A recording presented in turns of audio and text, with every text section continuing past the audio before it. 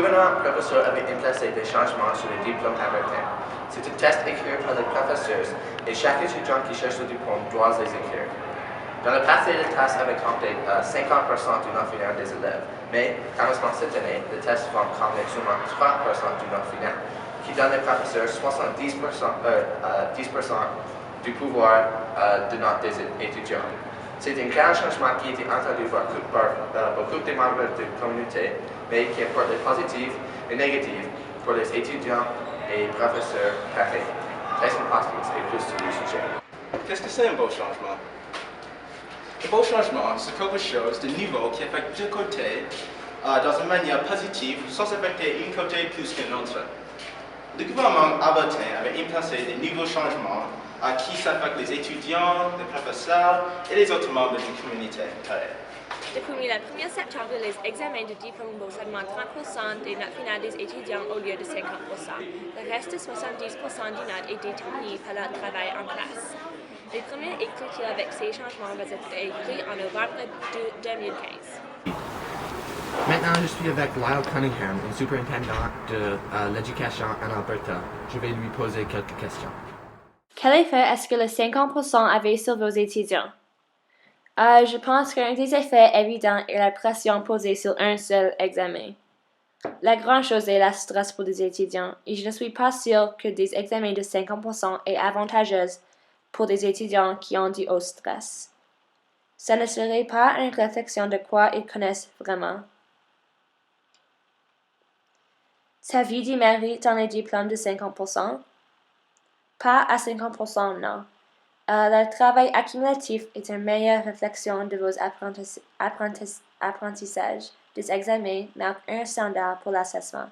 Ceci est un positif, mais le 50% n'est pas meilleur. Comment penses-tu que les changements affecteront les étudiants et toi personnellement? En tant que étudiants, j'espère qu'il y aura moins de stress. Et pour la plupart des étudiants, les diplômes n'étaient pas une bonne réflexion sur le connaissage. Comme surintendant, pas beaucoup changerait, mais je dois regarder des notes des diplômes et les analyser. La valeur du 30% va avoir de meilleurs résultats en termes de notes finales.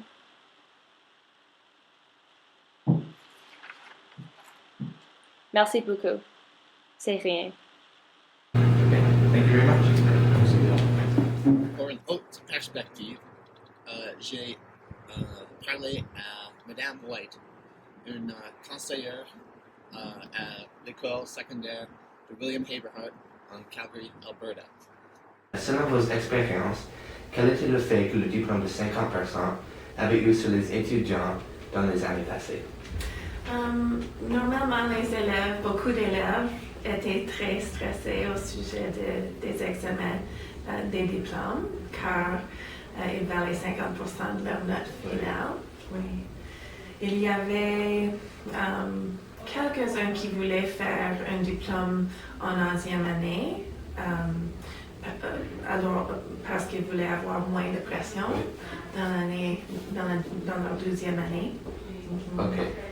Donc, la deuxième question, c'est quels sont les changements que vous prédisez que le diplôme de 30% aurait à voir sur les étudiants autant que les années passées? J'espère qu'ils vont, ils vont être moins stressés. Oui.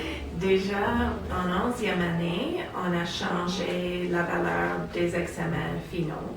Parce qu'avant, c'était 30% en 10e année, 40% en 11e année et 50% pour le diplôme. Alors, ça, c'est un changement déjà. Et peut-être aussi les élèves vont se rendre compte qu'ils vont devoir travailler plus fort à l'école, Oui. parce que le diplôme vaut seulement 30%. Absolument. Donc, en 11e et 10e, il vaut combien maintenant? Maintenant, tous les examens sont 30%. OK. D'après vous, est-ce que ces nouveaux changements se représentent un beau changement vers l'individualisme des étudiants?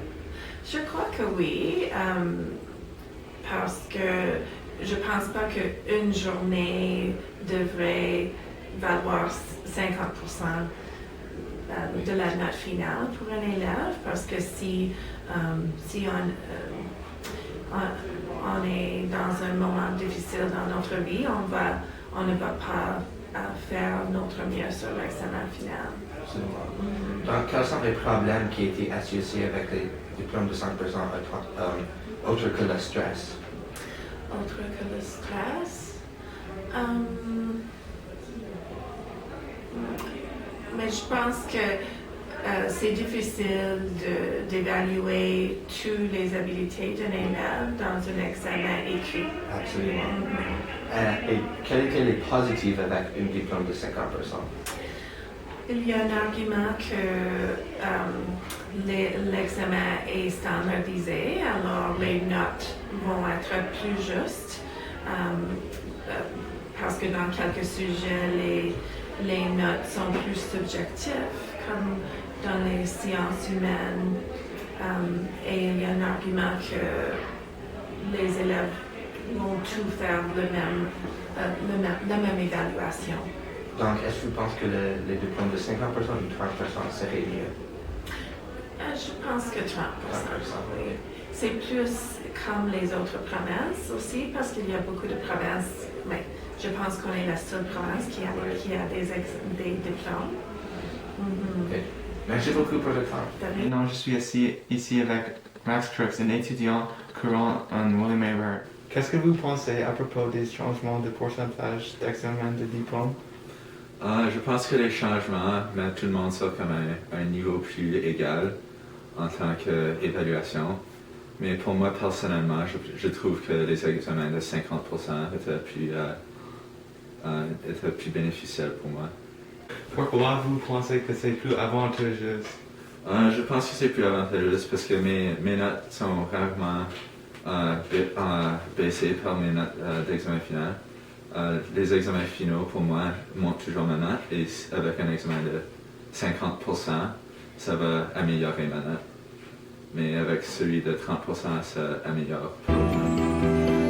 Pour toi, c'est quoi la beauté? La beauté est l'égalité. La beauté, c'est l'opportunité. La beauté, c'est l'indépendance. La beauté et la persévérance. En conclusion, ce nouveau changement apporte des positifs et des négatifs. La plupart des gens sont d'accord avec la décision en pensant que les diplômes de 30% auraient augmenté les notes et enlevé des stress des étudiants. Les autres ont trouvé que les examens montent leurs notes, donc en conséquence, les diplômes de 50% auraient été avantageux et les changements des tests finaux pour les étudiants en 11e et 10e année auraient resté à peu près les mêmes. La beauté s'est trouvée dans le changement. Dans chaque changement, certaines personnes se voient la situation avec des perspectives différentes. La beauté est définie différemment pour chaque individu et c'est important de toujours trouver des charismes dans la situation. La beauté s'enrichit la vie, alors c'est critique qu'on trouve de la bonne dans les changements. Ce changement apporte la beauté par enlever le stress, monter des notes et par valoriser l'éducation.